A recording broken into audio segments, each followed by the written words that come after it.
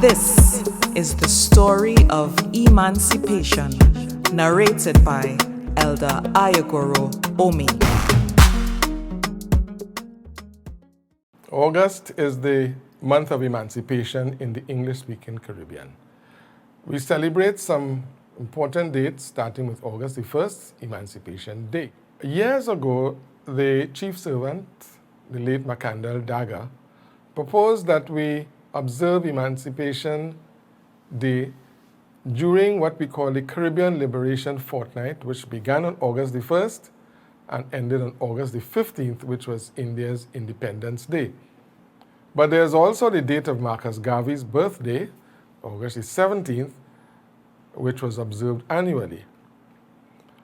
And August the 17th is also the anniversary of Tula's revolt, the incident from which the Dutch-speaking island of Curacao traces the beginning of their struggle for emancipation. The Dutch were slave traders and slave owners from about 1600 until 1863.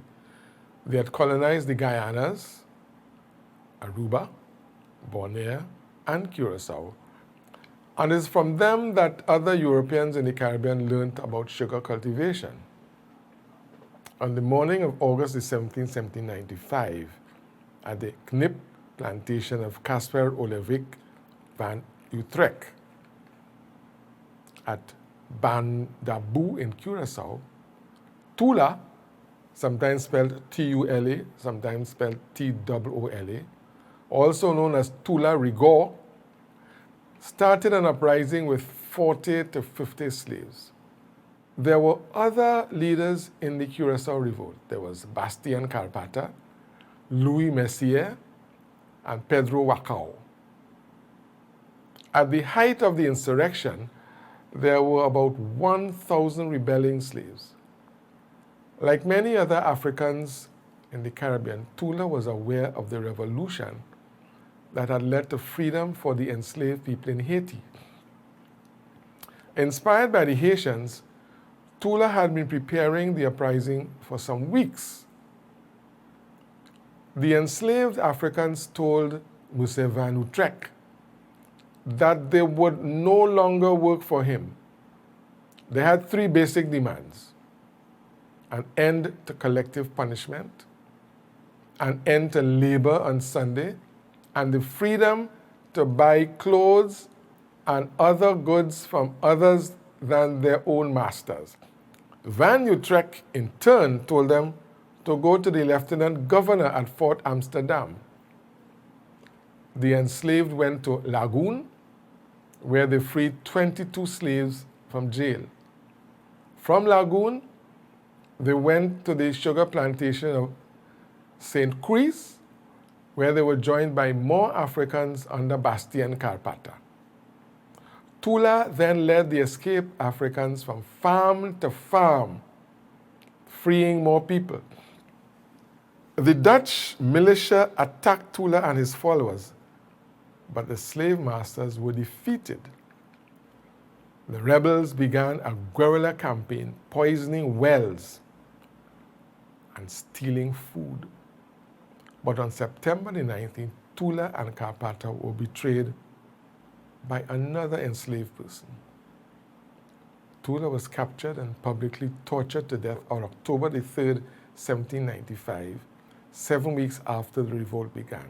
Carpata, Louis Messier, and Pedro Wacao were executed. Many of the enslaved Africans were massacred. But after the revolt had been crushed, the Curacao government formulated rules that defined the rights of enslaved Africans on the island.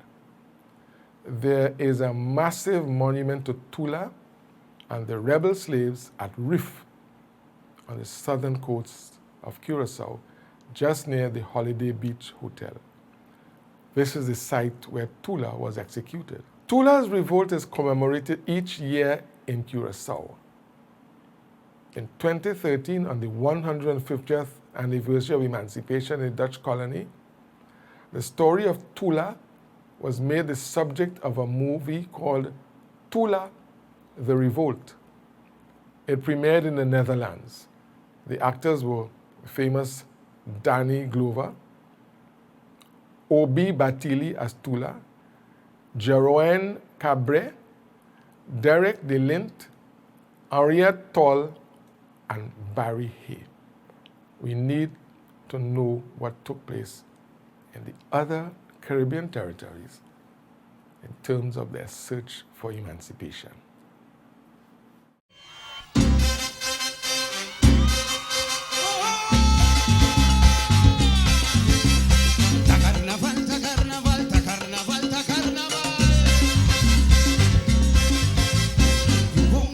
Un consejo para que pueblo